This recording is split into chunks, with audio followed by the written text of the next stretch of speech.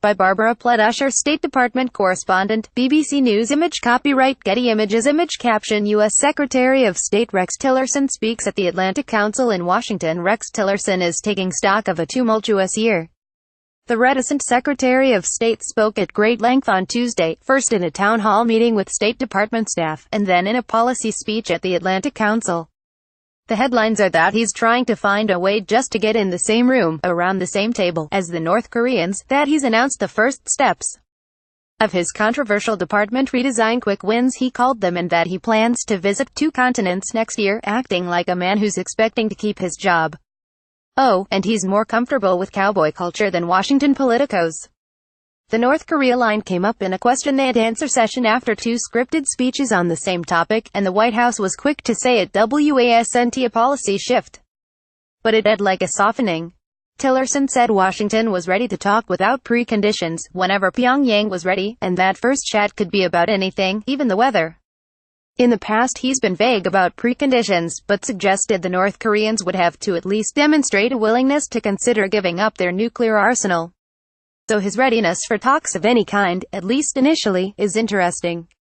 And this coincides with a very senior UN visit to Pyongyang by the Under-Secretary General Jeffrey Feltman. He urged North Korean officials to consider talks about talks, in what he described as the most important mission he has ever taken. Media playback is unsupported on your device. Media caption: How would war with North Korea unfold? President Trump has taken a much tougher line in his public statements, famously tweeting that Tillerson was wasting his time trying to negotiate with Little Rocket Man, his derogatory nickname for Kim Jong-un.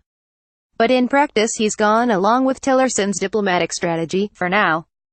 And the Secretary of State remained clear about the goal that the U.S. ultimately could not accept a nuclear-armed North Korea. Kim Jong-un, meanwhile, has been saying that his country aims to be the strongest nuclear power in the world.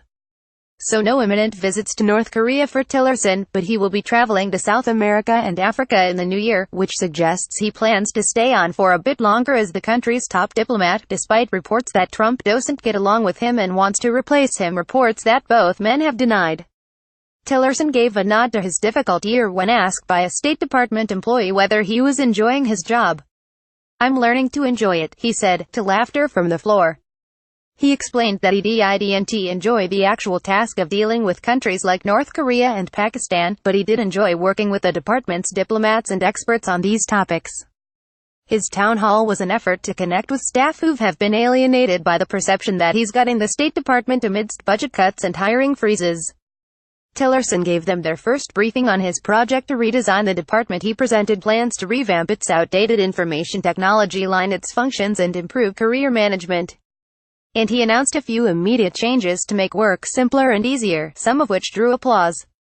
Image caption: The U.S. is ready to open nuclear talks with North Korea without preconditions, Mr. Tillerson says. I did a silent poll afterwards. No one wanted to speak publicly, so it was a thumbs up or thumbs down kind of question.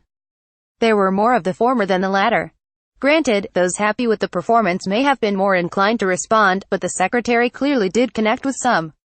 I know many employees still feel frustrated by Tillerson's management style and skeptical about what a leaner department will mean for diplomacy, especially with the departure of experienced hands at the top and low recruitment numbers at the bottom. And it has to be said that the most popular quick win Tillerson announced was one that fixed a problem he had created. He lifted a temporary hiring freeze had imposed on family members of diplomats working in overseas missions. To the extent that poor communication between Tillerson and the rest of the building has been part of the problem, and there's been some movement. Tillerson has finally managed to fill the most senior position on that front, Undersecretary for Public Diplomacy and Public Affairs. It's Steve Goldstein, who told us the town hall meeting was part of a broader strategy to improve communications. For his part, Tillerson is looking forward to spending Christmas break with the cowboys on his ranch, or the guys I like to hang out with who follow the code of the West. Your word is our bond. Much easier out west than in Washington. No contracts, lawyers, or nasty politics. Just saddling up my favorite pony, Blue, and I'm going to go out and check on some cows.